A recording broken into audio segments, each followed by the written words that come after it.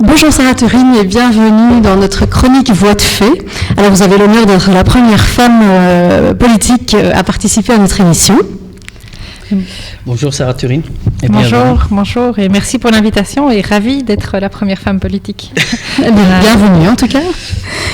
La première question que je vais te poser, Sarah, c'est qu'est-ce que vous pourriez souhaiter, en tout cas pour les prochaines élections communales? Oula. Mais en tout cas, Molenbeek a été fortement ébranlé ces derniers mois avec tout ce qui s'est passé. Bon, je pense qu'on est tous ébranlés, peu importe où on habite, mais la commune de Molenbeek a été particulièrement ciblée. Et donc, je pense qu'elle a besoin d'un projet fort et elle a besoin d'être défendue et d'être valorisée. Je pense que les habitants de Molenbeek attendent d'être soutenus par leurs représentants politiques et d'être défendus auprès du reste de la Belgique, mais aussi à l'extérieur. Donc, je pense que c'est de ça dont on a besoin pour Molenbeek et donc pour les prochaines élections. Et par rapport à le parti que je représente, donc là on est dans la majorité pour l'instant, on a 3 échevins. Je pense qu'on fait du bon travail. Enfin, en tout cas, c'est les échos qu'on a du terrain. Et donc, j'espère que les électeurs nous feront confiance en 2018 pour pouvoir continuer ce travail. Ferez-vous partie de la campagne aux élections communales 2018? Oui, bien sûr, oui, tout à fait. Ouais. Et Sarah Turine, le bilan en tout cas de votre section à Molenbeek est plutôt mauvais. Il semble que peu de citoyens s'intéressent de devenir en fait membre de la section. Et à votre avis, pourquoi cette réticence vis-à-vis de la section écolo Molenbeek? On parle que de Molenbeek ici. Oui, tout à fait. Mais c'est vrai que écolo à Molenbeek n'a jamais été une section très très forte. Je pense qu'écolo est un parti assez intellectualisant. Et donc je pense qu'il a un projet de société qui est complexe. Je continue de penser que c'est le meilleur projet par rapport aux défis, et notamment à Molenbeek par rapport aux défis des Molenbeekois, sur toute la question du vivre ensemble, la question aussi de pouvoir relier plus le citoyen à la participation politique. Je pense que Écolo a les meilleures réponses par rapport à ça, mais a peut-être un grand déficit de communication. Et donc, je pense que la population à Molenbeek, une bonne partie d'entre elles, en tout cas, n'a pas eu la chance de faire des grandes études.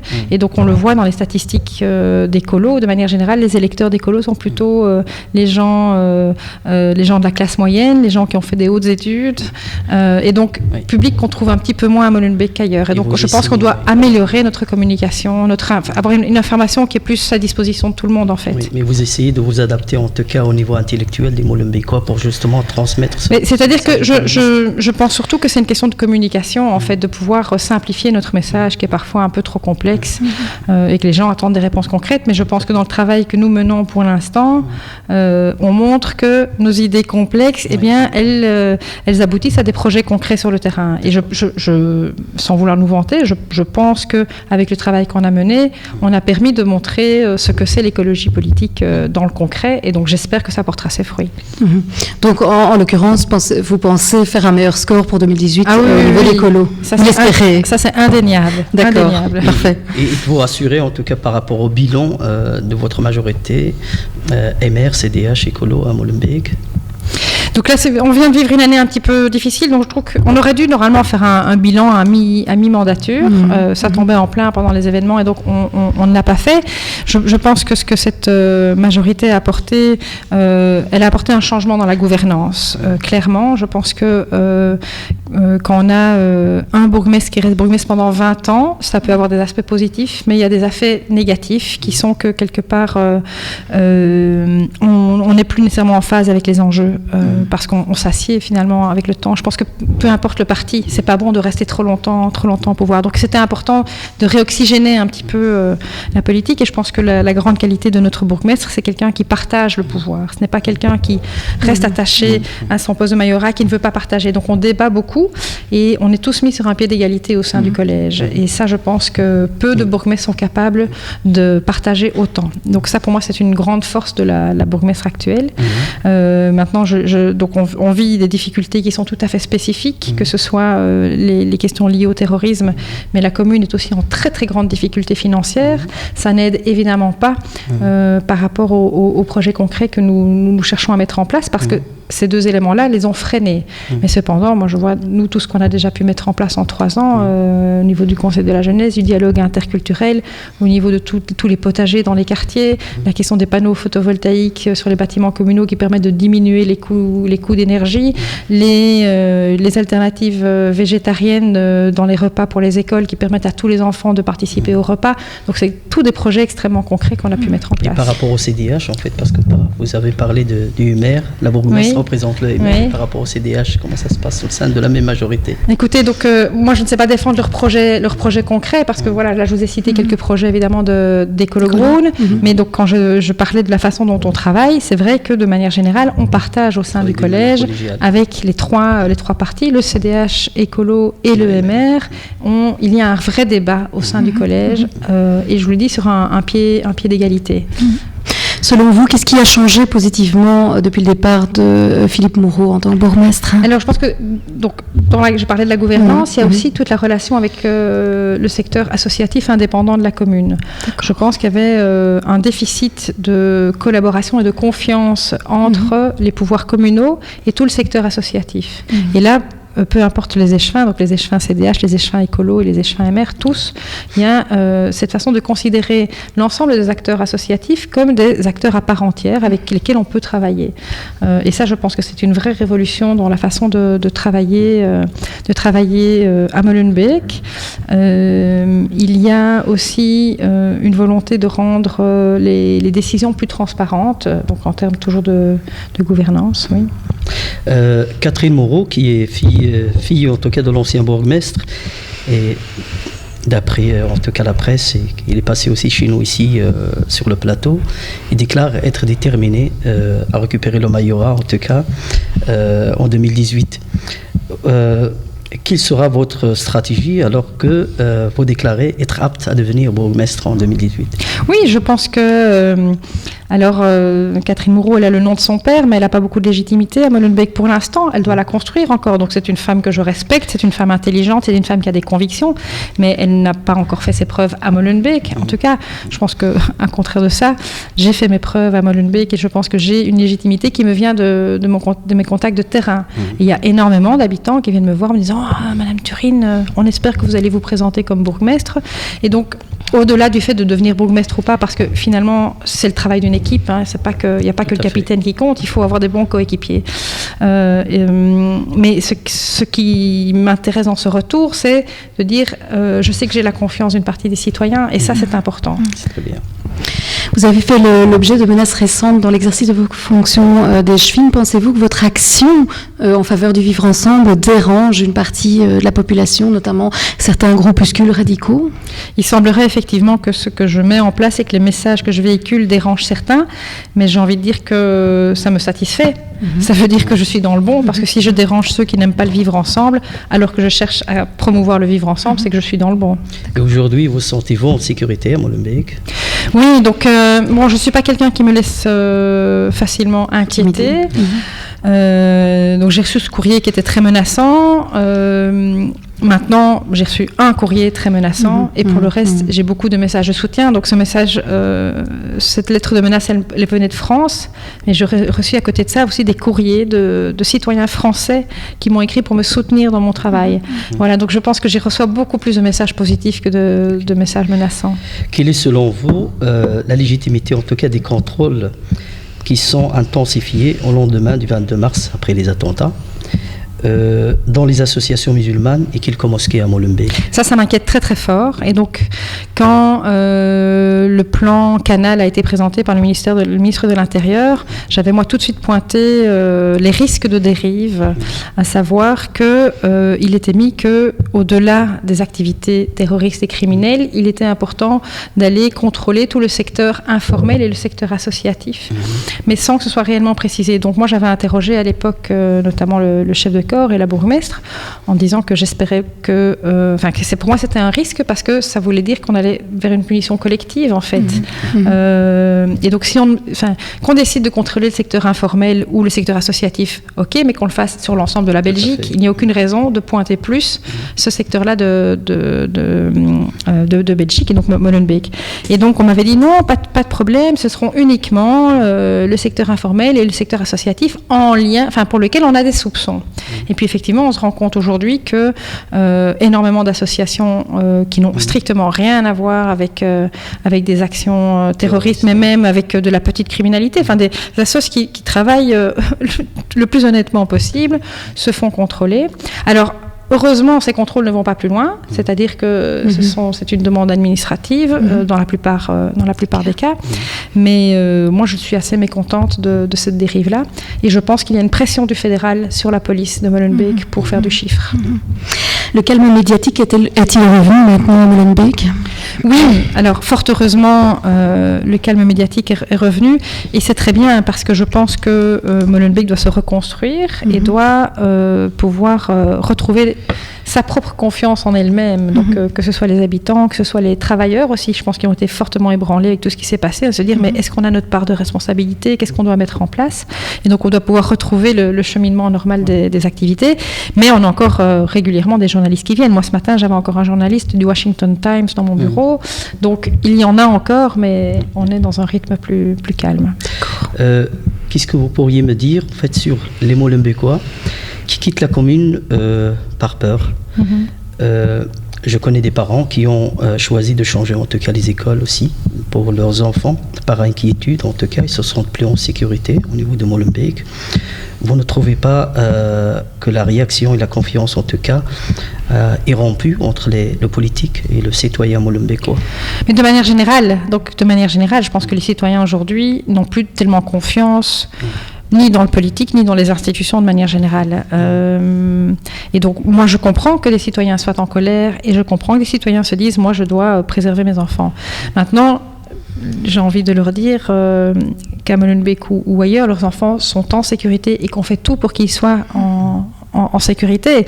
Après, il ne suffit pas de le dire et reconstruire une confiance qui est tellement abîmée, ça ne dépend pas que du niveau local. Je pense qu'on essaye de mettre des choses en place au niveau local. Je vais prendre notamment la question des jeunes qui sont encore plus méfiants par rapport aux institutions que ne le sont les adultes. Ils n'ont plus confiance dans l'école, ils n'ont plus confiance dans la police, ils n'ont pas confiance dans le politique.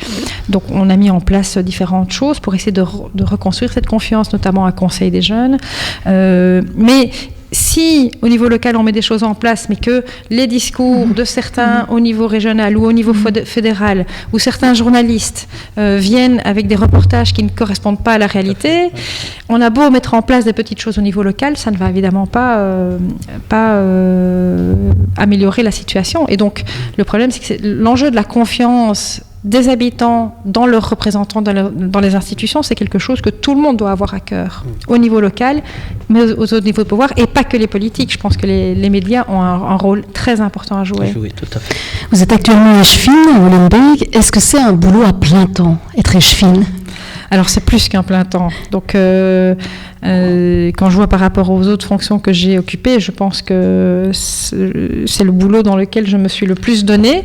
D'abord parce qu'il y a beaucoup de choses à faire. Enfin, je veux dire, c'est une grosse commune, c'est une commune de près de 100 000 habitants, que j'ai les compétences de la jeunesse, cohésion sociale, prévention sociale et dialogue interculturel. Donc on est au cœur des enjeux qui touchent la commune. Et donc je ne peux pas juste dire « oh, il n'y a pas de travail ». Non, du travail, il y en a évidemment. Mais en plus, quand on est échevin, on habite la commune. Et donc, quelque part, même quand on a fermé la porte de son bureau, on se balade dans la ville, on est tout le temps au travail, le week-end, le soir, mais c'est passionnant. Oui, vous avez la compétence en tout cas de la jeunesse à Molenbeek. Vous faites pas mal d'activités ludiques, pédagogiques, éducatives, sportives, etc. Mais qu'est-ce que vous faites concrètement justement pour accompagner ces jeunes qui sont un petit peu maintenant à l'abandon et qui demandent en fait d'avoir une sorte d'autonomie au niveau de Molenbeek et à savoir voir un avenir plus clair, décrocher un job, etc. C'est vraiment, vous pointez l'enjeu qui est le plus difficile.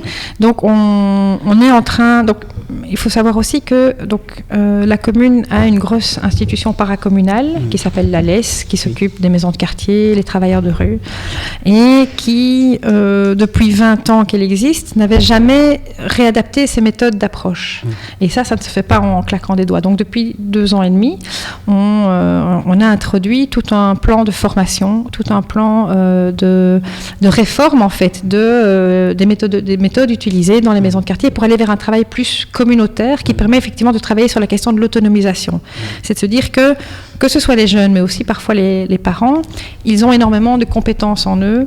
Alors si nous n'avons pas la capacité de créer de l'emploi pour tout le monde, si nous n'avons pas la capacité nous au niveau local de résoudre tous les problèmes d'injustice au sein de l'école parce que nous n'avons pas la compétence sur l'enseignement, on peut néanmoins aider les jeunes, aider les familles à retrouver la confiance qu'ils ont en eux et les aider à développer des compétences qui pourront leur être utiles dans le cadre de leur recherche de travail ou dans le cadre de leur parcours scolaire. Donc voilà, on avance dans cette méthodologie-là et alors on est en train aussi de développer tout un programme d'accompagnement pour les jeunes qui sont le plus en rupture, qui sont le plus éloignés des structures classiques, donc qui ne vont plus à l'école soit parce qu'ils sont trop âgés, soit parce qu'ils ont abandonné le chemin de l'école mais qui ne vont pas dans les assos et de voir pour amener un accompagnement individuel et vraiment structuré.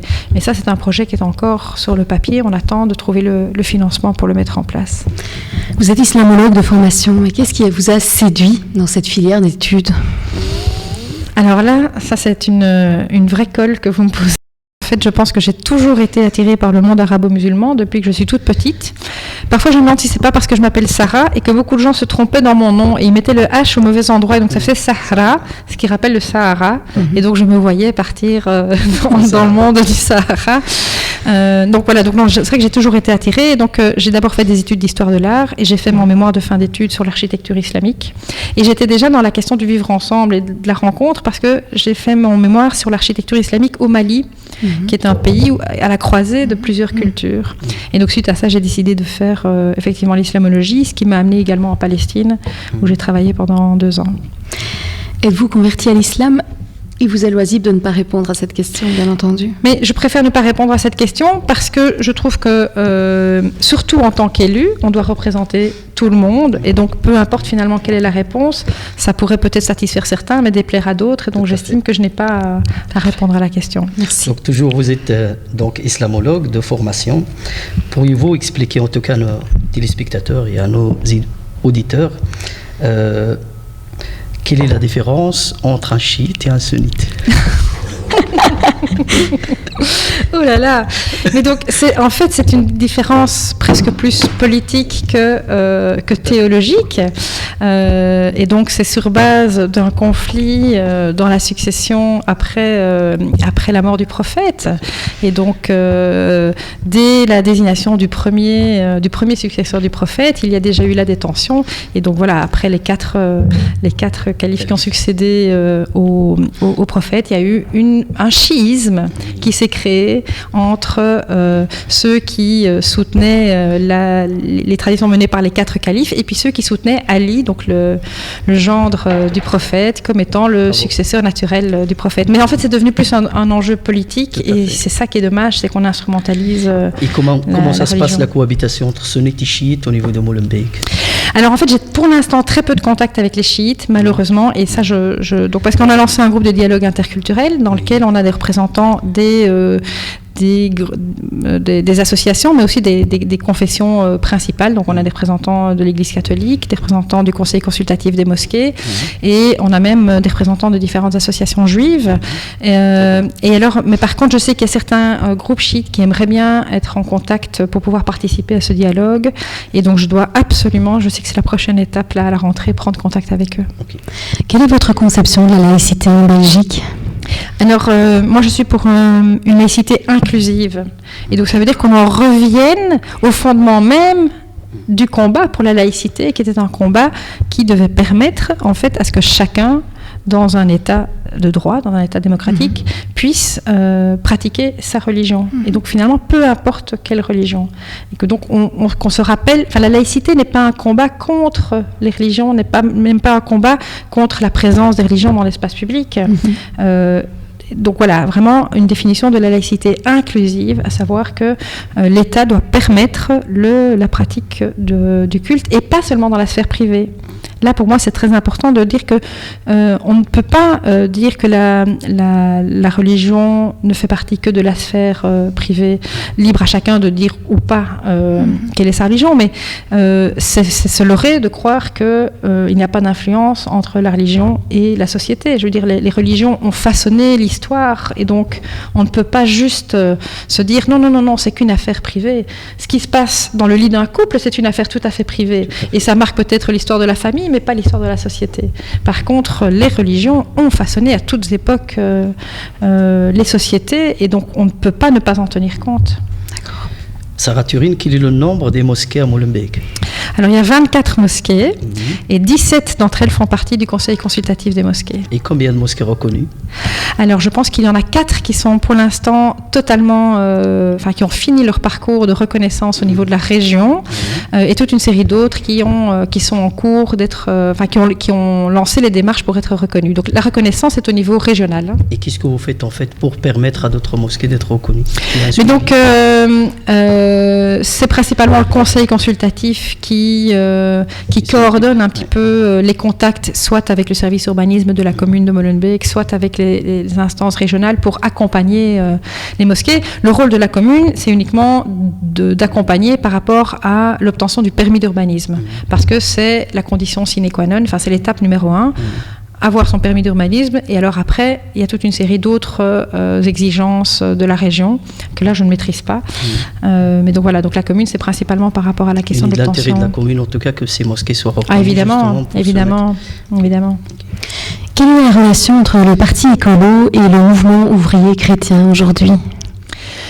Alors moi je peux vous répondre pour le temps où j'étais coprésidente. Donc le parti écolo a de manière générale eu toujours des bonnes relations avec les deux grands syndicats, donc le syndicat chrétien et le syndicat socialiste. Alors c'est vrai que le syndicat chrétien, il fait partie donc d'une plateforme qui s'appelle le MOC, donc le mouvement ouvrier chrétien, avec lequel on a toujours été fortement en dialogue sur toute une série d'enjeux de société en fait. Donc c'est vraiment des personnes qu'on consulte régulièrement sur certains enjeux. Alors c'est vrai que la distinction entre les deux syndicats, c'est que le syndicat socialiste a gardé dans ses statuts son lien avec le Parti socialiste, ce qui rend évidemment les contacts avec les autres partis complexes, tandis que le MOC et le syndicat chrétien, même s'ils ont gardé le C, ne sont plus attachés au parti, à l'ancien PSC, et donc en fait ils sont tout à fait neutres dans leur relation avec l'ensemble des partis politiques. D'accord. Quel est concrètement votre plan d'action pour lutter contre le radicalisme chez les jeunes à Molenbeek, alors que vous avez aussi la compétence de la jeunesse à Molenbeek? Oui, donc au niveau de mes compétences, moi c'est évidemment principalement l'enjeu de la prévention. Donc qu'est-ce qu'on met en place pour prévenir, pour faire en sorte que des jeunes ne se laissent pas entraîner dans cette spirale de la violence? Et donc là on a développé un plan d'action avec 3 axes. Le premier axe, c'est excusez-moi. Le premier axe, c'est ce que j'appelle la prévention de crise. Donc, c'est de pouvoir accompagner des familles qui ont des inquiétudes parce qu'un de leurs enfants ou un de leurs frères donnerait l'impression qu'il veut partir. Et donc là, on propose un accompagnement psychosocial intensif de ce jeune en question, mais aussi de la famille. Et on travaille surtout sur la question du lien affectif, parce qu'on se rend compte que plus le jeune est prêt à s'engager, plus il a coupé les liens affectifs avec ses proches. Et que donc venir avec des raisonnements, avec des raisonnements très rationnels, ça ne fonctionne pas à ce moment-là. Donc ça c'est voilà. Donc on a une cellule de crise, donc c'est important que les citoyens le sachent. Et c'est en toute confiance, c'est-à-dire que cette cellule ne travaille pas avec la police. Donc c'est vraiment du travail psychosocial pour accompagner les familles. Et donc ils peuvent venir en toute confiance s'ils ont les moindres doutes ou des questions à poser. Est-ce qu'il y a un numéro de téléphone? Alors on n'a pas de numéro vert. Et donc le mieux, c'est de prendre donc sur le site de la commune, il y a le numéro de Monsieur Van der Hagen, Olivier Van der Hagen, qui est le fonctionnaire de prévention et qui peut diriger vers ce service.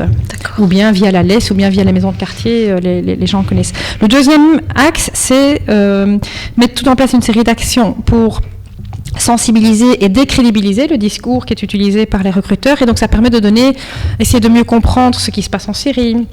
Ou bien, pourquoi pas débattre aussi des questions liées à la religion musulmane, montrer que le débat existe et qu'on peut finalement exprimer aussi son mécontentement, sa colère, sans être jugé pour autant, et apporter différentes grilles de lecture. Donc c'est dans ce cadre-là qu'on avait organisé la pièce Djihad, mais qu'on a aussi invité des gens comme Mourad Ben Chelali, qui est un ancien qui était parti en Afghanistan et passé à Guantanamo. Ou bien quelqu'un comme Latifa Ibn Ziaten, qui est cette maman en France dont le fils avait été tué par Mohamed Merah. Et voilà, ces gens ont une légitimité pour venir parler avec les jeunes. Et enfin, le troisième axe, pour moi c'est le plus important, on en a déjà un petit peu parlé, c'est redonner la confiance aux jeunes et leur dire, la Belgique, elle vous aime. Enfin, vous avez votre place ici. Alors, c'est ce que je dis, nous on met en place toute une série de choses au niveau local, mais je sais que ça ne suffit pas et que on peut aider les jeunes à développer des compétences, à retrouver la confiance, à travailler sur les questions identitaires, mais si l'État aux autres niveaux de pouvoir donne des messages contradictoires ou si les médias donnent des messages contradictoires, ça ne nous facilite évidemment pas la tâche. Selon vous, quelles seraient aujourd'hui les clés du vivre ensemble entre communautés ? Alors, moi je dis toujours, pour un vrai vivre ensemble, il faut pouvoir faire des pas vers l'autre. C'est-à-dire qu'on doit parfois faire des concessions sur nos propres fonctionnements pour accepter des modes de fonctionnement de l'autre. Mais pour y arriver, il faut d'abord qu'on se sente soi-même, qu'on ne se sente pas menacé dans ce qui fait nos racines et nos identités. Et donc la première étape du travail du vivre ensemble, c'est que chacun puisse se dire « je ne me sens pas menacé dans ce que je suis ». Donc c'est vrai notamment, je pense, pour la communauté musulmane, dont on sait qu'il y a beaucoup d'attaques sur l'islam, et donc on se rattache fortement à notre identité qui est menacée. Mais c'est vrai aussi pour les populations, certains citoyens belges, des populations belges qui ont, avec les événements, ont eu peur. Et on doit pouvoir aussi les rassurer et leur dire n'ayez pas peur de vos concitoyens musulmans. Justement, toujours dans le même sens, vous avez aussi la compétence de l'interculturalité au niveau de la commune, qu'il serait en tout cas le rôle de l'interculturalité, de l'action interculturelle pour justement créer cette interaction entre les musulmans qui portent cette spiritualité musulmane et les non-croyants ou les non-musulmans qui sont sur la commune de Molenbeek, afin justement de favoriser cette cohabitation et ce vivre ensemble. Donc on a mis en place un groupe de travail, je le disais tout à l'heure, dans lequel on a invité des représentants des différentes grandes communautés religieuses, mais également pas que les religions, aussi le secteur associatif.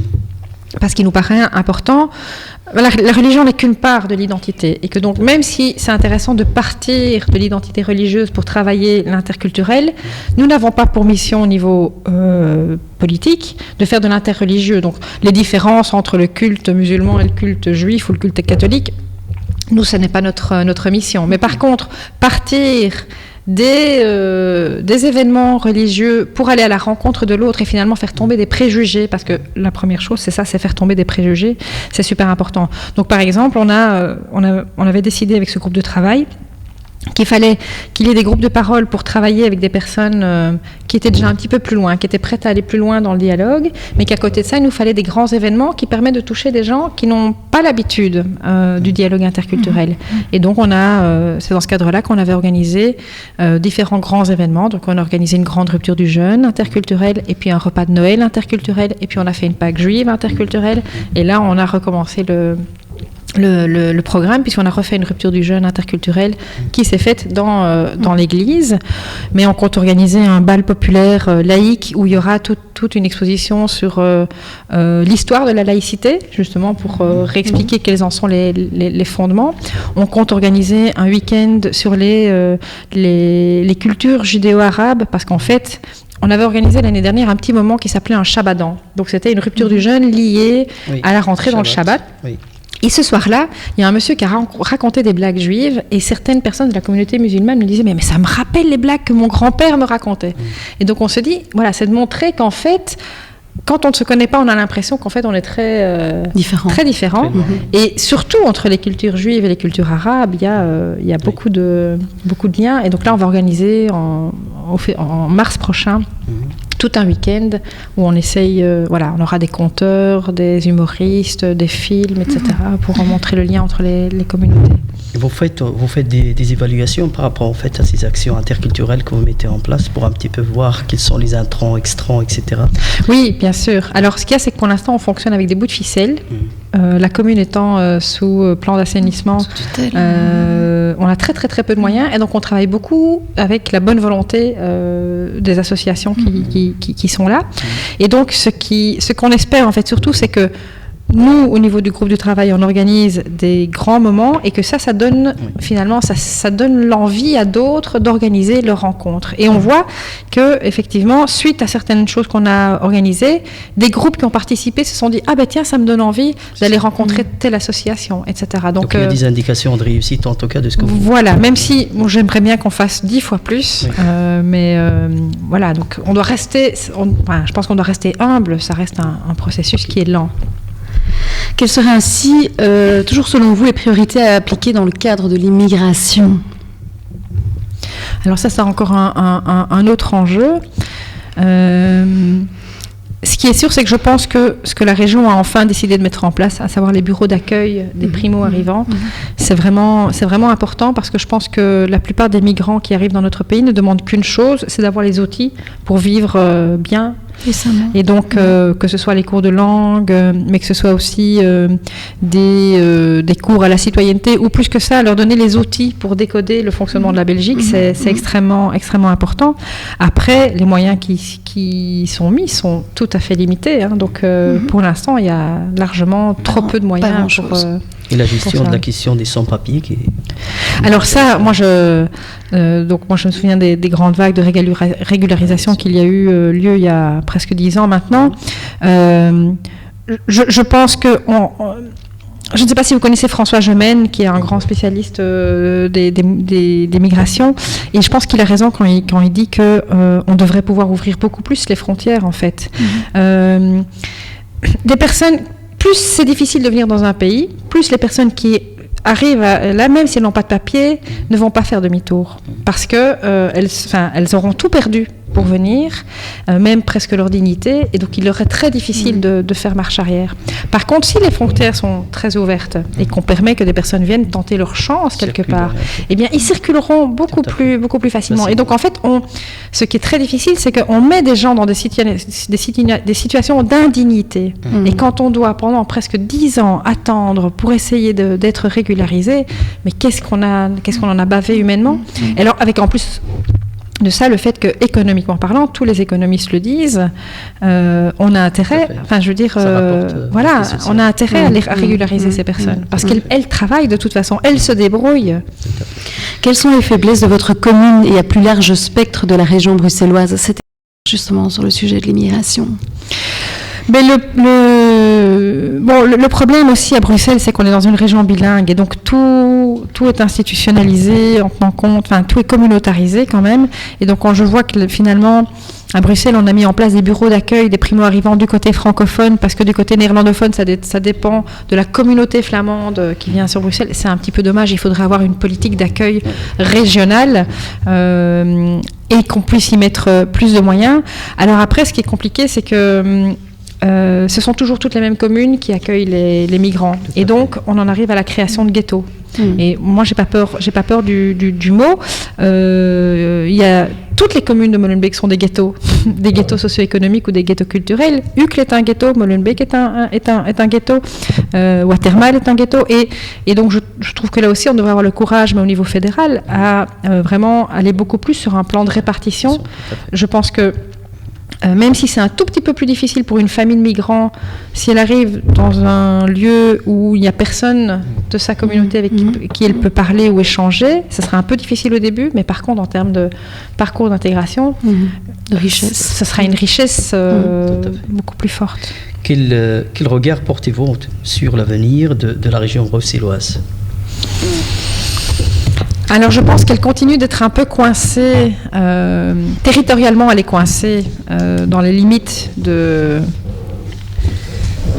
ses frontières, et ça je pense que ça ne changera jamais, donc il faut en tenir compte, mais par contre elle reste fort coincée entre un État fédéral et des communautés. Alors je ne suis pas nécessairement... on reparle régulièrement des 4 régions. Pourquoi pas? Enfin, moi, je n'ai pas de tabou sur l'idée d'aller vers les 4 régions. Mais pour moi, le grand risque pour la région bruxelloise, c'est que ses habitants sont plus pauvres qu'ailleurs et que donc le risque est qu'elle se retrouve sous-financée s'il n'y a plus l'intervention des communautés. Et donc, voilà, il faut tenir compte de l'importance de la solidarité entre les différentes régions. Et les communautés permettent cette solidarité pour l'instant. Quelle relation entretenez-vous avec le gestionnaire de réseau de distribution d'électricité et de gaz naturel, Sibelga? Cumuléo indique que vous êtes animatrice au sein de cette intercommunale énergétique. Animatrice? Voilà. Non. C'est ce qui est indiqué en tout cas sur le site Cumuléo. Ah oui, donc ce site, donc il se fait que c'est une intercommunale et que donc il y a toute une série. Donc l'Assemblée générale et le conseil d'administration sont composés d'élus communaux. Et donc après, à chaque élection, il y a une répartition des mandats en fonction des couleurs politiques. Et donc effectivement, il y avait un mandat au sein du conseil d'administration de Sibelga qui revenait à Écolo Molenbeek. Et donc, c'est moi qui ai dû y aller au départ parce que notre conseillère communale, c'était son premier mandat. Elle souffre d'un handicap puisqu'elle est aveugle et donc elle ne voulait pas au départ prendre ce mandat. Mais là, maintenant, c'est chose faite. J'ai démissionné et donc c'est elle maintenant qui représente Écolo dans... Merci. Voilà. Vous étiez en tout cas coprésidente d'Écolo, donc passée de coprésidente à Eschwin, n'est-ce pas en quelque sorte un parcours à contre-courant? À contre-courant ou pas, en tout cas moi c'est un parcours qui me va très bien.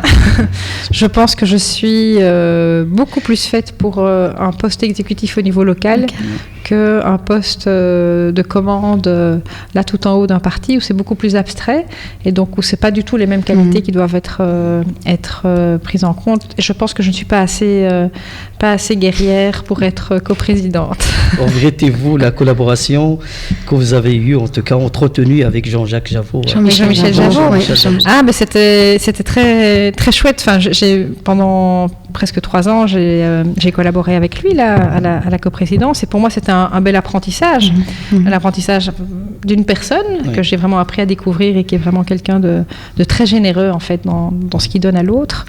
Et puis c'était un apprentissage politique aussi, puisque je n'avais que quelques mois de mandat de parlementaire avant de me retrouver coprésidente. Donc non, j'en garde un bon souvenir. Mais je pense que je suis mieux comme Eschwin. En faisant des recherches sur vos mandats, et notamment via l'application Cumuléo, nous remarquons que vous êtes parfaitement en ordre dans le cadre de la déclaration de votre patrimoine. La loyauté vis-à-vis du citoyen est-elle une priorité pour vous? Et selon vous, devrait-elle être intrinsèque à la fonction politique?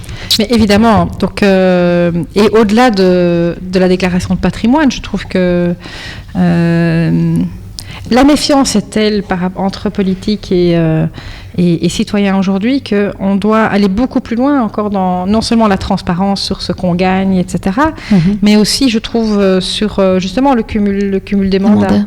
Moi, je trouve que quand on est échevin, on est payé en fonction de la taille de la commune. Donc, dans une commune comme Molenbeek, j'ai un salaire équivalent à un temps plein. Et donc, je dois prester un temps plein. Et donc, si je suis parlementaire en même temps, je ne preste pas un temps plein. Alors on va dire oui, mais ça aide d'être au Parlement, ça m'aide pour le niveau local.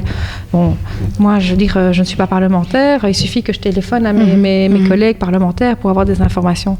Et donc chez Écolo Croon, on est très attentif à ça et on aimerait bien que ça aille beaucoup plus loin. Ouais. Justement, votre groupe politique était d'ailleurs l'initiateur en 2010 de cette initiative, en tout cas de limiter les mandats.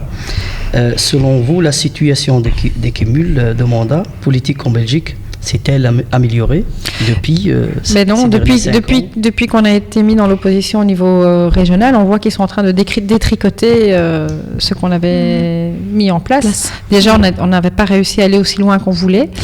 Et donc, on voit qu'à peine qu'on est parti, ils détricotent ça et je trouve que c'est dommage. Surtout dans le contexte actuel où cette méfiance est telle par rapport aux politiques. Alors, pour conclure notre agréable entretien, je vous propose de compléter ces quelques phrases. Aujourd'hui, l'homme avec un grand H devrait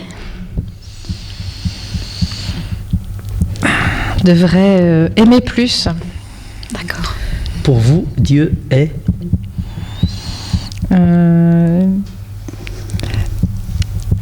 Il est partout et nulle part. Être une femme politique aujourd'hui, c'est pas facile. La Belgique de demain sera plus belle qu'aujourd'hui. Sarah Turin, merci beaucoup pour votre confiance. Merci à vous pour les questions. Merci beaucoup d'avoir accepté notre invitation. Merci.